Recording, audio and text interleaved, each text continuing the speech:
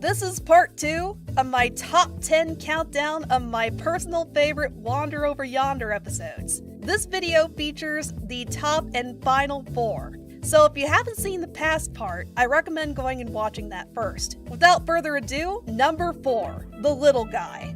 Introducing Wesley, a classic case of the unknown underdog who aspires to be noticed, admired, and to achieve great things within the Hater Empire.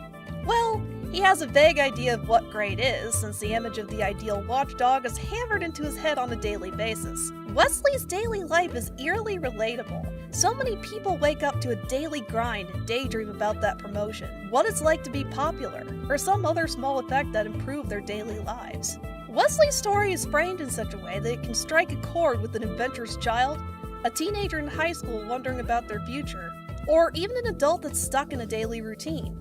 When Wesley gets stuck on an unknown planet with capturing Wander and Sylvia as his only ticket home, it's an extreme set of circumstances he's never encountered before. As the episode plays out, it presents Wesley's perspective change in a fairly lighthearted and thoughtful respect. Wander and Sylvia reaching out to him is enough to make him start questioning the Hater Empire's propaganda about them. It's also enough to make him second-guess the direction his life is going. Having Wesley turn Wander and Sylvia over and living out his life dream is the final, necessary nail for this particular kind of speculative narrative. In short, it suggests that sometimes a person should stop and appreciate the smaller, finer details in life. Go out and meet new people with a dramatically different worldview from your own. When Wesley decides to become a fellow nomadic traveler, he's discovered his desired purpose for living, the culmination of his own self-determination. The little guy holds a really important and personal meaning to me. I'd go so far as to say it reflects some of the stronger themes and values of Wander overall. And I intend to expand on this in a future video. Number 3, the cartoon. Set Lord Hater, Commander Peepers, and 2 random watchdogs in a Mystery Science Theater 3000 parody. It's pretty much a stomping ground for meta-commentary, outpourings of nostalgia, and playful wink-wink, nudge-nudge brand jabs at the glory or shortcomings of earlier animation. The cartoon is pretty much a campy and over-the-top love letter to animation ranging from the 60s through the 80s. There's the obligatory He-Man reference in Lord Hater's more realistic and idealized design. There's other further stylistic references to Johnny Quest, Droopy the Dog, and more in character reimaginings and backgrounds. Combine that with the shakiness, frame jumps, and awkward movement of animation on a tight time frame and shoestring budget. Owner of Wendy's, an official member of the Wander Over Yonder animation team, mentioned that recreating the effects and setup for older cartoons turned out to be more expensive than the original process they were trying to ape from. I will stand by that Lord Hater and Commander Peepers are the best choices in the Wander cast for parody setups. This episode presents a pretty strong grounding for why. It's fun to play compare and contrast between the conscientious skeleton man and his power fantasy on-screen counterpart. There's deliberate exaggeration of Peepers' role as a weak, timid nerd, too. Pair this with the scene where his silhouette's emphatic gestures echo his on-screen counterparts shot for shot, and it adds an ironic layer to it. That's not me, protests. These little details help keep the fourth wall crack organically anchored in Wander's universe. Admittedly, Lord Hater's character-breaking comment about animators is a fairly fun, meaningful deviation from the otherwise played straight setup. If anything, I'd set it as the centerpiece for the episode's overall goal. It's an homage to the ongoing legacy of animation in general, a treat for animators and animation enthusiasts alike. Number 2, the Battle Royale. As the name suggests, the Battle Royale hits several high notes and goes all out. Wander's universe is full of several crazy, wacky, and creative villains beyond just Lord Hater and Commander Peepers, whether they're side characters or recurring secondary characters. Villains can be a major hook for fans and the show's official crew alike. It'd be hard not to play with the possible chemistry and interactions between absurd pairs like the Black Cube and Little Bits.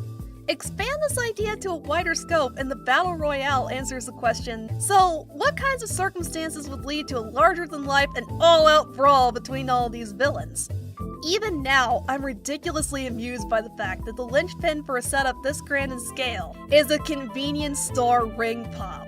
In short, the Battle Royale was the mid-season, hype-sowing build-up for Lord Dominator's grand reveal.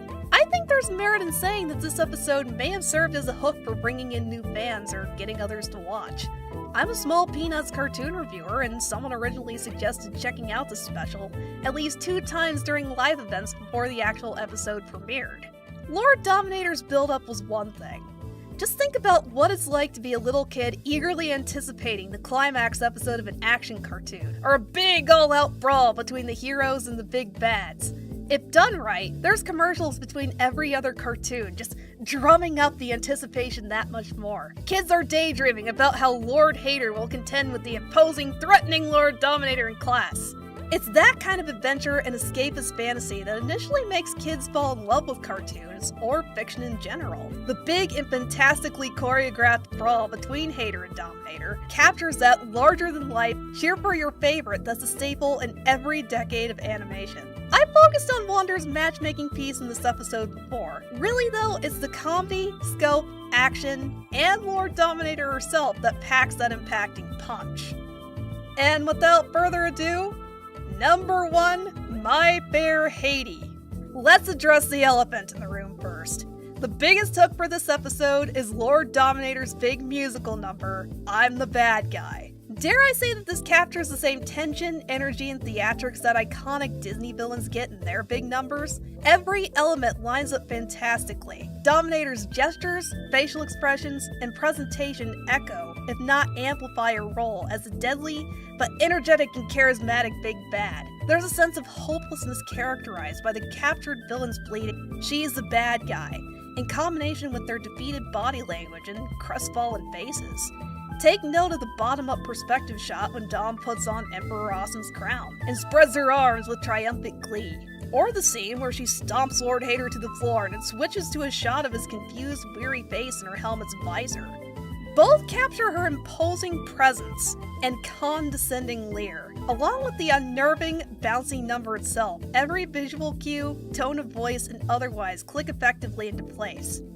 Though there's equal strength in the presentation and attention to detail in other scenes and musical numbers too. Lord Hater's musical number, How Are You, captures the cheery, cornball flair of more classical musical numbers. From his barbershop quartet outfit to his choreography and pastel set pieces, he comes across as a genuine and sincere protagonist that spearheads any older musical. These elements echo the same approach and treatment given to Wander's number at the beginning of the episode. Of course, Lord Hater injects his own over-the-top twist with the reference to the grand fantasy-scapes and portrait overlays found in ambitious 80s music videos. Overall, My Bear Haiti flows pretty smoothly and organically. Every musical number was carefully tailored to the character it was written for. Look at the kind of urgent and repetitive nature of Peepers' duet with Sylvia. It reflects how orderly and determined Peepers is in general.